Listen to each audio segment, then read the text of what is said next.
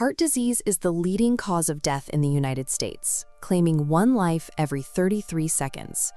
We often hear terms like heart attack, cardiac arrest, and heart failure used interchangeably. Biologically, however, these terms describe entirely different categories of failure. To understand why these distinctions matter, we have to look past the organ and instead view the heart as a complex machine. Like any engine, this system relies on three distinct subsystems to function: the plumbing that delivers fuel, the electrical wiring that coordinates movement, and the mechanical pump itself. Approaching the heart from this perspective provides a framework to examine each system in isolation, identifying the specific ways they fail and the methods we use to repair them. The first system is the plumbing.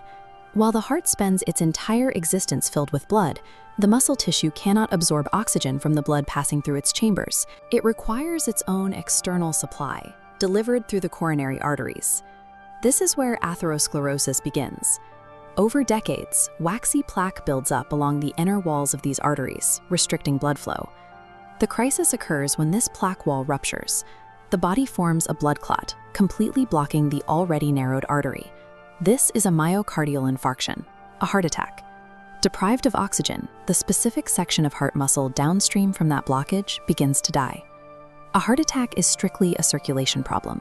It is a clogged pipe in an engine that is otherwise still trying to run. The second system is the electrical wiring.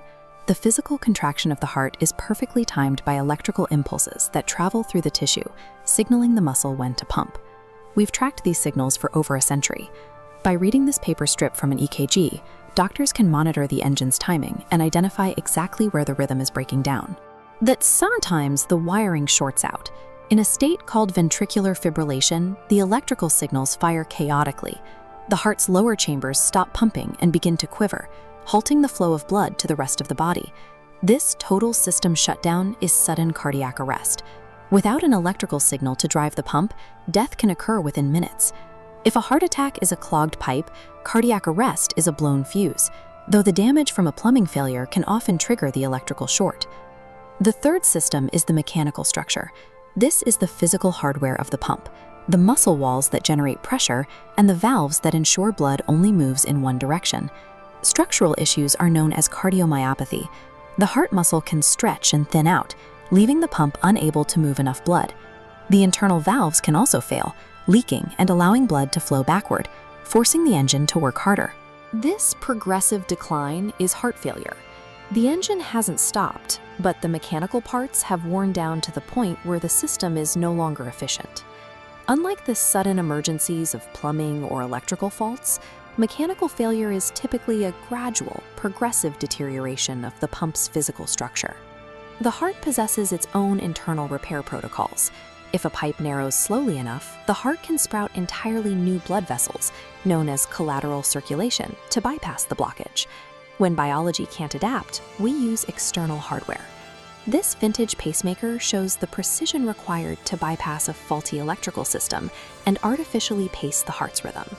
When the electrical system crashes entirely, external devices like this defibrillator are used to shock the muscle, effectively rebooting the system and allowing the natural rhythm to take over. While high-tech interventions can save a failing system, the most effective tool is consistent monitoring. Tracking metrics like blood pressure allows us to catch excessive strain on the mechanical system before a major component fails. Categorizing the heart as a system of pipes, wiring, and pumps provides a clear roadmap for care, moving the focus from reacting to emergencies to performing the preventative maintenance that keeps our engines running for a lifetime.